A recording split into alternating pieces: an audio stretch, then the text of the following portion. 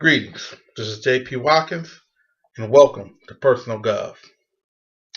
Today we're just going to kind of tackle a couple things. One of those key things is it's a balance. I know that sometimes we mean well, but sometimes the way we say things offend people. And don't get me wrong, we live in a society where people are easily offended, or they get offended about almost anything and everything. But sometimes when it's our loved ones, when it's people we care about, we want to be sensitive about how we help them. So a lot of times, even on my personal governance channel, a lot of times I try my best to put it in question forms. You know, what do you want out of life? What's your gift? What's your passion?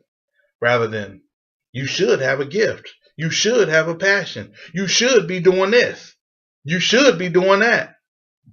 Well, the first thing you do when you come at people in that tone of voice and you talk to them like they too, they're going to have a problem with it because it's being dismissive. So my thing is there are challenges where it's a point where sometimes, I see so many people, they're like, well, I don't know what to do. I'm in an abusive relationship. I love him. I don't know what to do. I love her. I don't want to leave her. And a lot of times, sometimes you'll start to be burdened because they want to tie up your time.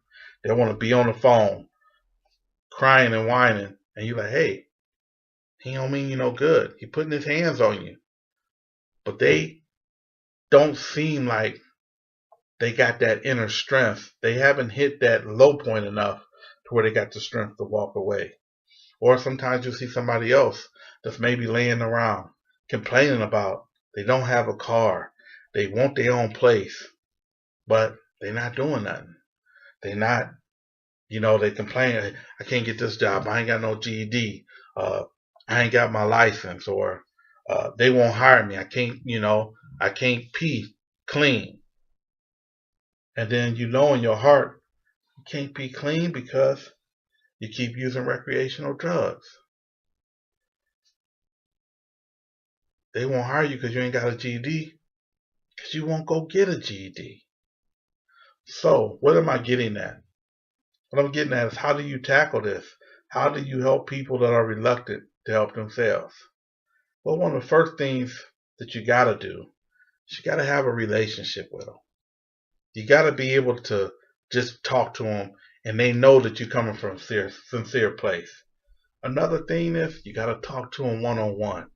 The one thing you don't ever want to do is upstage somebody and belittle them. If they're in front of the kids or it's a whole room full of people. It's just like when I used to be a manager or supervisor. When I had an issue with somebody, I was going to shoot direct. I always told them I'm a direct shooter. I'm going to shoot straight with you. But when I pull them aside, I always talk to them adult to adult. And I talk to them one-on-one. I say, hey, what happened? Tell me what went on today. I seen you had an issue with a client. Then they'll tell me, boom, boom, boom. And then a lot of times I would use questions to kind of coach them through. Do you think that was the best way to handle it? Then a lot of times we know if we didn't handle something right? They're like, no, So how do you think you could have handled that? So one of those skills that I'm hoping I can help you develop is coaching skills.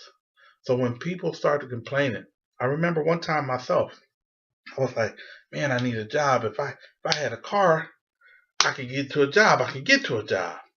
And I remember this one guy, he looked at me and said, well, if you get a job, you can get a car. And I just remember I was so mad at him, I wanted to kind of Hulk smash him. But then later on that day, I said, wow, what's going to come first? Is somebody going to give you a job or a car? What chances do you got a better thing than somebody giving you? A job. So I started focusing on, okay, what kind of job can I get to? What kind of jobs on a bus line? What kind of jobs in walking distance? What kind of jobs can I get? And even if I absolutely hate that job, can I work that job long enough to save up for a car, get me a struggle buggy, and then I can get to one of the better jobs or more suiting jobs for myself.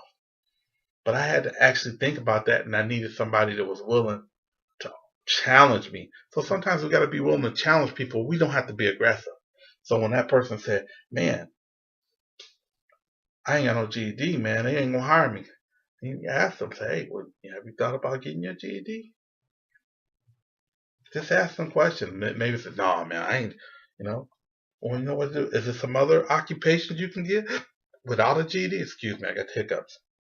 Some other occupations you can get without a GED? So a lot of times you can just use a question and be sincere. You don't have to beat people over the head. A lot of times when we're not doing what we know we should and could do, we know. But sometimes we need somebody to love us enough to, to just kind of coach us along. And one of the best ways to coach somebody is by example. When you getting up and they see you getting up and they see you doing it, you ain't got to tell them because you showing them day after day. Well, that's my time for today. I hope this was useful. And if you haven't subscribed, please consider. In the meantime, persist, believe, and achieve.